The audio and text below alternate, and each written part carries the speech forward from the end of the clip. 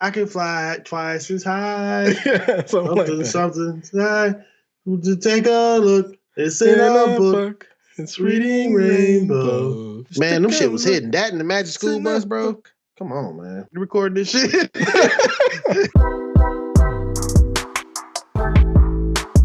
All right, this is part 2 of our Black History Month episode. Last time we talked about Green Book. This time we're talking about the exact opposite movie. By the way, that's Tyrone. I'm Devin. We're here to talk about Blackkklansman. Hold on to your butts. Hello, this is Ron Stallworth calling. Well, who am I speaking with? This is David Duke. Grand Wizard of the Ku Klux Klan. That David Duke? God.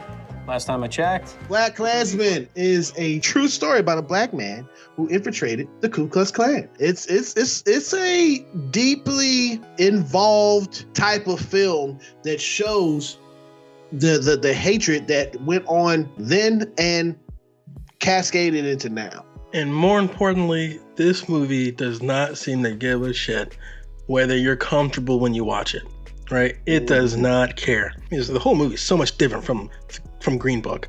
But there's 2 points in this film that really keep you like uncomfortable in your seat.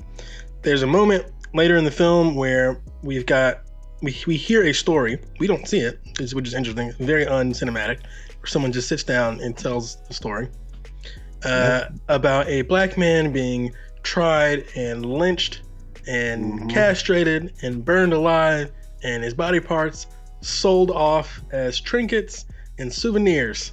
And you're just like, God damn. This story being told by the great Harry Belafonte. That's right. And this is a true story that he's telling. That keeps you uncomfortable. It doesn't matter what color you are, right? You're not comfortable listening to that story. And then of course, the ending, which we'll get to in a second, also a punch in the face. So unlike Green Book, this movie is entirely uninterested in whether or not you are comfortable. The movie is only interested in telling this absurd but true story of a black man infiltrating the KKK.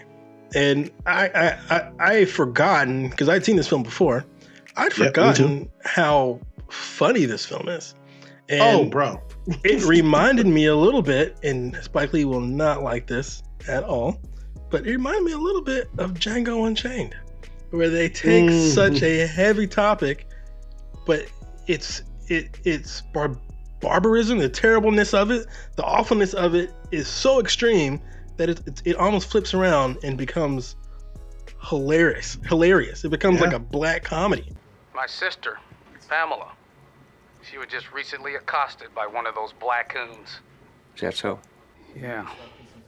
Every time I think about that black baboon putting his filthy black hands on her purest white driven snow body. I mean pure, Walter. She's a saint. She's an angel. Well, I think that's like a big achievement for Spike Lee to make such a heavy topic kind of funny. So Adam Driver plays the physical part of Ron Stallworth to actually go in there and infiltrate the Ku Klux Klan, because he's the detective that's doing that.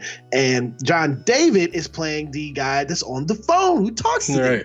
Colorado Springs chapter of the Ku Klux Klan, please leave a message, and God bless white America. And so there's a 2-parter to this one fictional guy.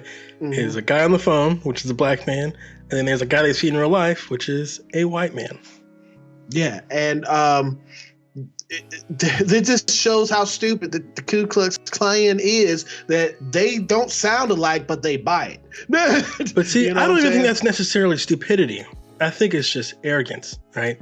They believe so deeply that they could not possibly be fooled by a black man, that when it happens, it just goes, they can't believe it.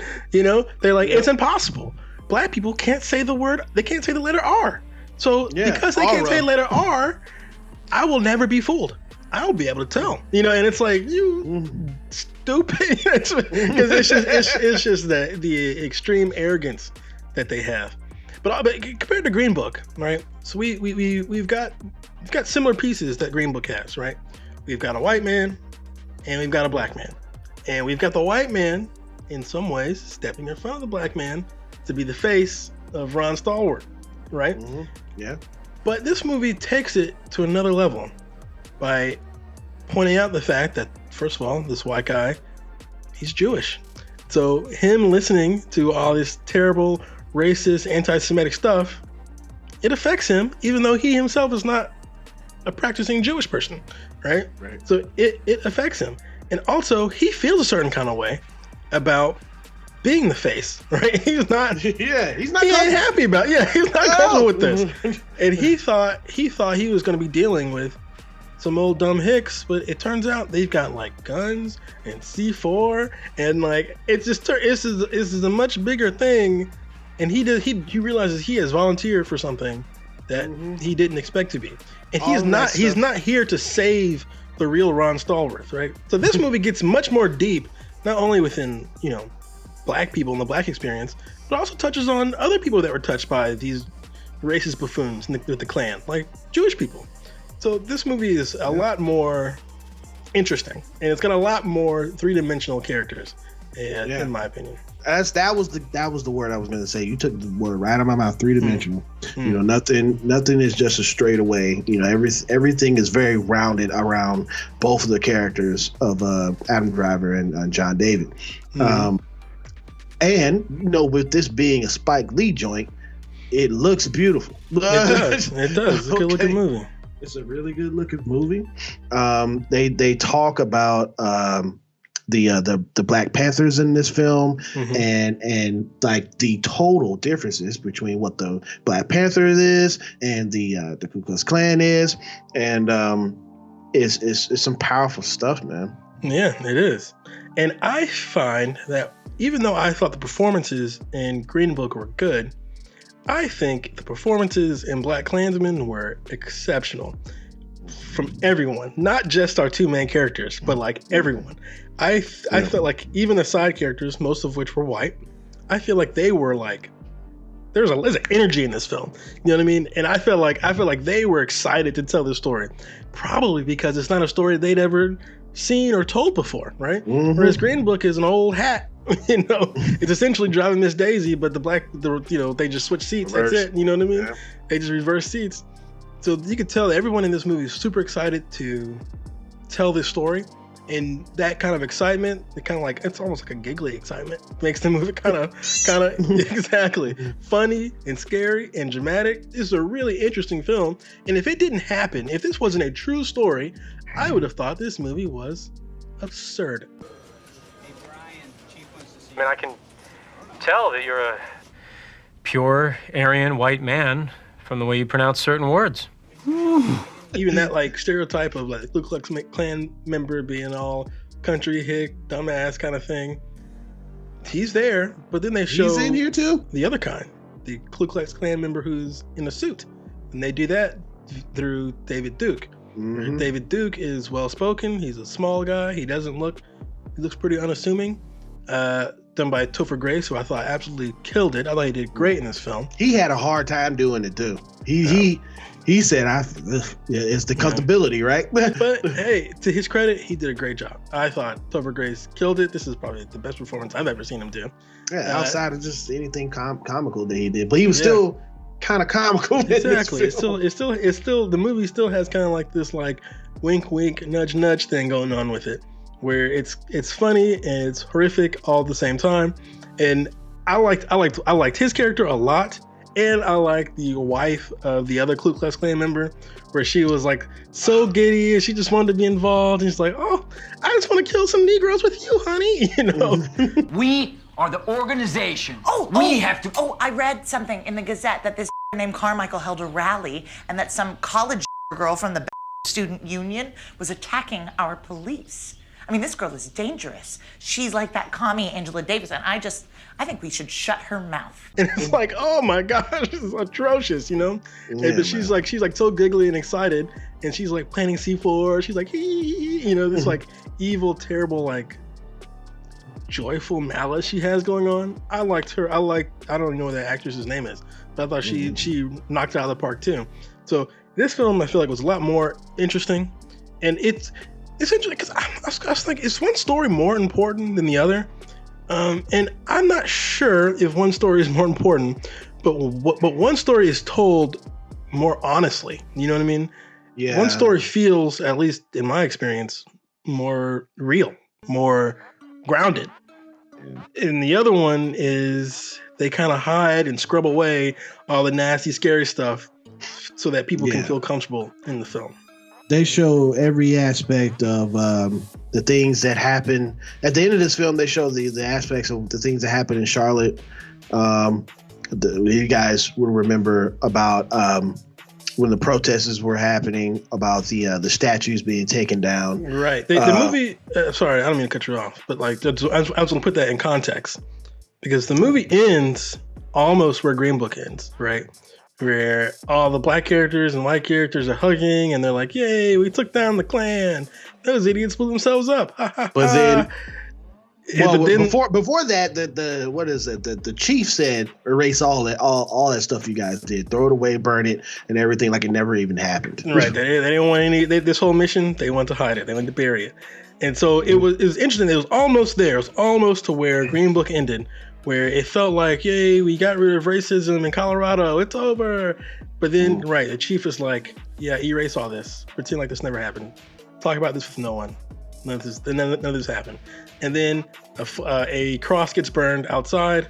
So clearly pointing out that the Klan is alive and well without, they virtually did nothing. And then with that, the movie throws the haymaker where it's like, you think they did nothing in the 1970s? Well, they did nothing now. And it cuts to today where we see the atrocities in Charlotte, and we see our former president, Donald Trump, more or less mirror some of the talking points that the Klan had in this film about country first, and they're fine people on both sides. And it's like, oh my gosh. So it's not only is this movie saying these guys did not end racism, it's like things are just as bad, maybe even worse today.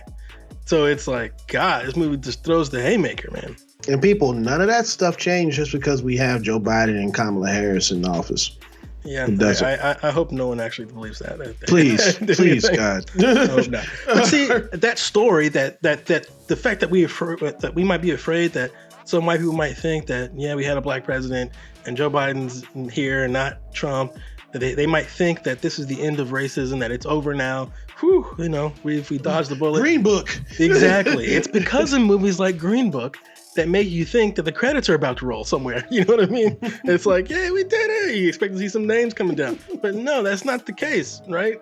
This is it. Nothing has really changed. Nothing has really happened. And that is very frustrating. And this frustration, I think Spike Lee put that to film very well. That even though they did a good thing and they did seemingly the impossible, made a black man a member of the KKK, it did virtually nothing. We're still here. We're still worried about white people's comfort. We're still telling these fantasy tales that really only hurt black and brown people. And that is frustrating. And this to me is one of the few movies I can think of that I think really gets that frustration across, especially at the end there. Exactly. I feel the same way, man. We're just gonna give you the rating right now. Because I actually recommend people to see this film. And I do too. I think it's a really good movie. And if you're on the fence, if you're like, I don't know, sounds kind of heavy, then this is definitely for you. 100%. No, exactly. This is your movie. It's for you. Movie. This is an educational thing that you need to see to show you the real stuff that happened then, what's happening now. That you just got to know it. You got to know it, because my thing is this: with critical race theory not being taught in the classes, or they want to make sure that it doesn't get in there, it leads up to the comfortability of white folks. But the thing is, it needs to be shown. But also, it needs to talk about the successes of black people. A film like Blackkklansman is what you guys need to see. And it's interesting that people protest critical race theory because they're afraid of white people being uncomfortable. But what about black people? You think we're super comfortable talking about this kind of stuff? Yeah, you think we go home and sing Kumbaya and laugh and giggle talking about how we got lynched from trees and stuff like that? No, we're not happy to hear about that kind of stuff. We're not happy to hear about a man being castrated and burned alive and dragged behind a car. But we do it because it's important to know what actually happened. You know, I remember after 9/11, people were like, never forget. Well, how come we so strongly feel like we want to forget the atrocities of slavery or Jim Crow, or even the atrocities that happen right now today? Why do we want to stuff this under the bed and under the rug so fast? That is frustrating. That is annoying. If you don't learn from history, you're down to repeat history. With that being said, my rating on this film is a 9 out of 10. I'm with you. I'm giving it a 9 as well. I think it's a very important movie. I think it's very well made. I think it's surprisingly funny, and it doesn't give a damn whether or not you're comfortable. It's only interested in telling you the cold, hard truth. In every moment that the film knows that you start to get comfortable, you start to ease into the film, it'll shake you out. It's like, no. Don't forget, this actually happened to real people. This was real. And I liked that quite a bit. And that is a pattern for Spike Lee in his films. Okay. He has that pattern to show you that ain't nothing all sweet and gun drops in this world. Right. All right. The fact that he's not afraid to rock the boat, he's not afraid to make you uncomfortable. I do like and appreciate that quite a bit. And I liked and appreciated BlackkKklansman quite a bit. I highly recommend it. It's funny, it's scary, and it's bizarre all at the same time. And it happened. This is a true story, which is crazy. So I gave this film a 9. Devin gave this film a 9. That is like the 4th time we probably agreed on the show. I feel like we agree pretty much. I feel like we've been around the same. We've been hovering around the same area. That is our rewind review for BlackkKklansman. Go check it out. We're on a roll, baby. We'd like to thank you for clicking on this video. All right. Yeah, man, it has been a wild ride doing these reviews with my homie right here. And I've loved every minute of it. And if you loved every minute of this, go ahead and hit that subscribe button down there. There's a big red button, and you just hit it. And then you'll like our stuff too. It's right there. You'll get to hear more of these annoying rants that I give on every video. So it's so lovely, man. Who wants to miss those? Exactly. And you can also hit that notification bell so you stay up to date with everything we do right here on Mostly Wrong Opinions. You can also leave a comment and tell me how annoying you think I am, or how stupid you think I am, or whatever. How funny Tyrone isn't. I get it. I know. That's it. Exactly right. How awesome the Black Panther thing back there is. You can say all of that in the comments. Isn't that crazy? Try it right there. You can also give your recommendations on what you want us to review next. So do that. And in the same swift motion, if you liked our review on BlackkKklansman, go ahead and hit that thumbs up. If you didn't, and you'd be like, dig it, dude, for life. I don't know. Whatever. Hit the thumbs down. Whatever it is your opinion. But just remember one thing, people. It is mostly wrong. Have a good one. To knock out your mic, dude. I just poked it. It's so smooth. No,